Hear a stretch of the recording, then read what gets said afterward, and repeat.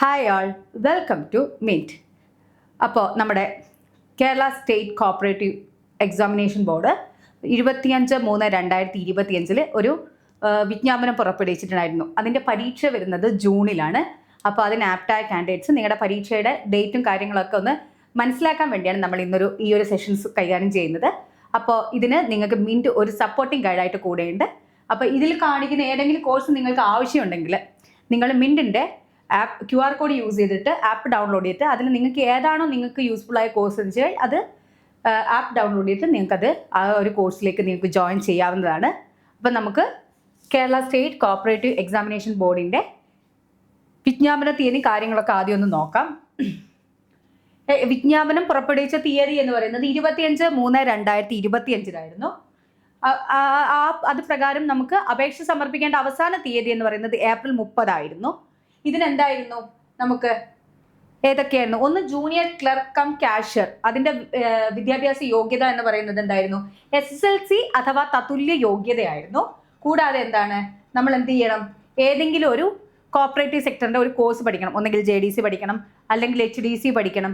കൂടാതെയോ നമ്മൾ BCom വിത്ത് corporation എടുത്ത കാൻഡിഡേറ്റ്സും ഈ ഒരു പരീക്ഷയ്ക്ക് എലിജിബിൾ ആയ കാൻഡിഡേറ്റ്സ് ആണ്. അങ്ങനെയാണ് ഈ ഒരു കോഴ്സിൻ്റെ ഡീറ്റെയിൽസ് പോകുന്നത്.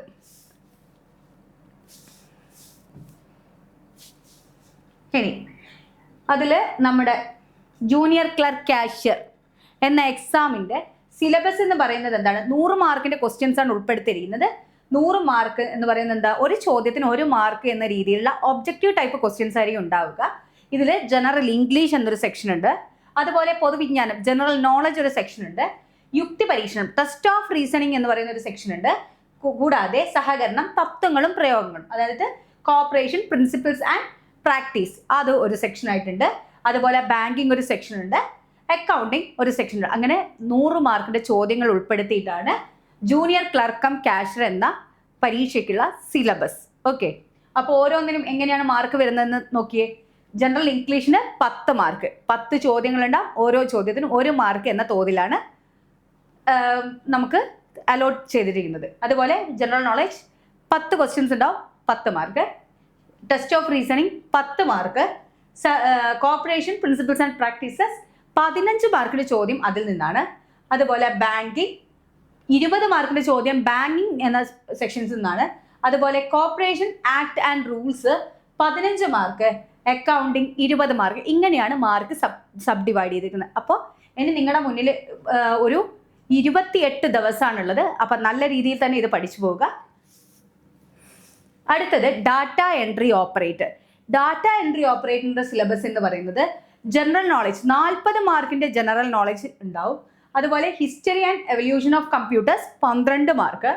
അതുപോലെ ഫണ്ടമെന്റൽസ് ഓഫ് കമ്പ്യൂട്ടർ 12 മാർക്കിൻ്റെ ക്വസ്റ്റ്യൻസ്. മൈക്രോസോഫ്റ്റ് ഓഫീസ് വേർഡ് എന്ന് പറയുന്നത് 12 മാർക്കിൻ്റെ ക്വസ്റ്റ്യൻ. മൈക്രോസോഫ്റ്റ് ഓഫീസ് എക്സലിൽ നിന്ന് 12 മാർക്കിൻ്റെ ക്വസ്റ്റ്യൻസ് ഉണ്ടാവും. Power point 12 mark. ഇങ്ങനെയാണ് മാർക്ക് സബ് ഡിവൈഡ് ചെയ്യുന്നത്. ഇതൊക്കെ ആയിരിക്കും എന്തില്ല ഡാറ്റ എൻട്രി ഓപ്പറേറ്ററുടെ വേക്കൻസിക്കുള്ള സിലബസ് എന്ന് പറയുന്നത് ഇതാണ്. അതായത് general knowledge, history, evolution of computers, fundamentals of computers, Microsoft office word, Microsoft office excel, power point. അങ്ങനെ 100 മാർക്കിൻ്റെ ചോദ്യങ്ങൾ ഉൾപ്പെടുത്തിയിട്ടാണ് ഈ ഒരു മൾട്ടിപ്പിൾ ഒബ്ജക്റ്റീവ് ടൈപ്പ് ക്വസ്റ്റ്യൻസ് ആയിരിക്കും ഇതിലുണ്ടാകുക. ഇനി എന്താണ്, നമുക്കിതിൻ്റെ എക്സാം ഡേറ്റ് നോക്കാം. അതിൽ data entry operator category number 10/2025 അതിൻ്റെ എക്സാം ഡേറ്റ് എന്ന് പറയുന്നത് 29/6/2025. ഓക്കെ, നിങ്ങളുടെ പരീക്ഷാ സമയം എന്ന് പറയുന്നത് 11:30 മണി മുതൽ 1 മണി വരെയാണ്. 11:30 മണി മുതൽ 1 മണി വരെ പരീക്ഷ ഓൺലൈനാണ്, ഓൺലൈൻ പരീക്ഷയാണ്. റിപ്പോർട്ടിംഗ് ടൈം എന്ന് പറയുന്നത് രാവിലെ 10:30 okay, data entry operator category number 10/2025. Exam date എന്ന് പറയുന്നത് 29/6/2025. നിങ്ങൾ റിപ്പോർട്ട് ചെയ്യേണ്ട സമയം രാവിലെ 10:30, പരീക്ഷാ സമയം 11:30 മുതൽ 1 മണി വരെ. ഓൺലൈൻ പരീക്ഷയായിരിക്കും. അടുത്തത് സെക്രട്ടറിയുടെ കാറ്റഗറി നമ്പർ 6/2025. എക്സാം തീയതി 29/6/2025 ഉച്ചയ്ക്ക് 1:30 റിപ്പോർട്ടിംഗ് സമയം. പരീക്ഷ സ്റ്റാർട്ട് ചെയ്യുന്നത് 2:30 മുതൽ 4 മണി വരെയാണ്.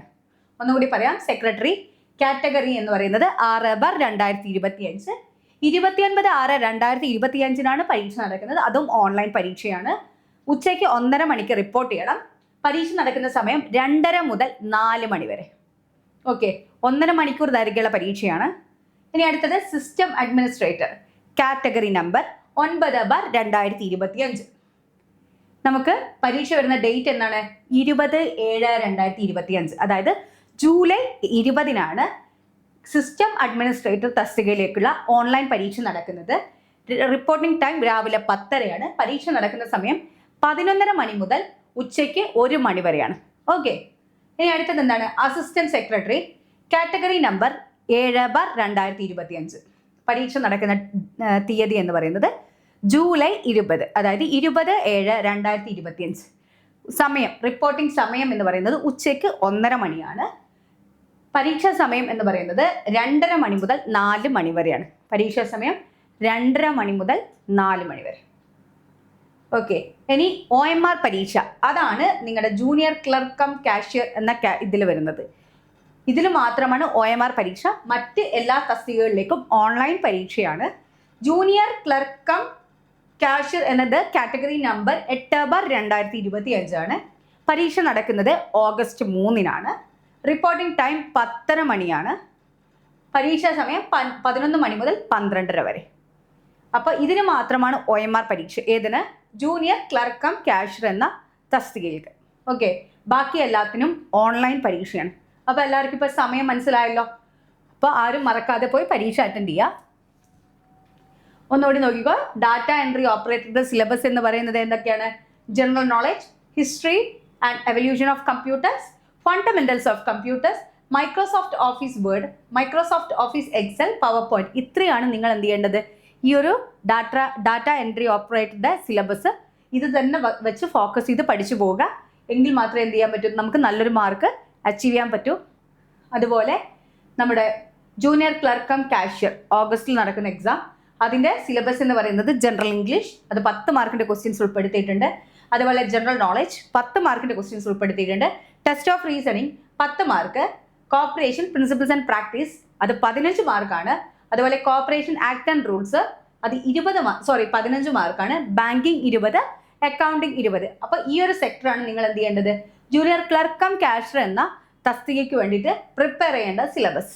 അപ്പോൾ നന്നായിട്ട് പഠിക്കുക, നല്ല രീതിയിൽ പരീക്ഷ എഴുതി നല്ലൊരു വിജയം ഉണ്ടാവട്ടെ എന്ന് ആശംസിച്ചുകൊണ്ട് താങ്ക് യു.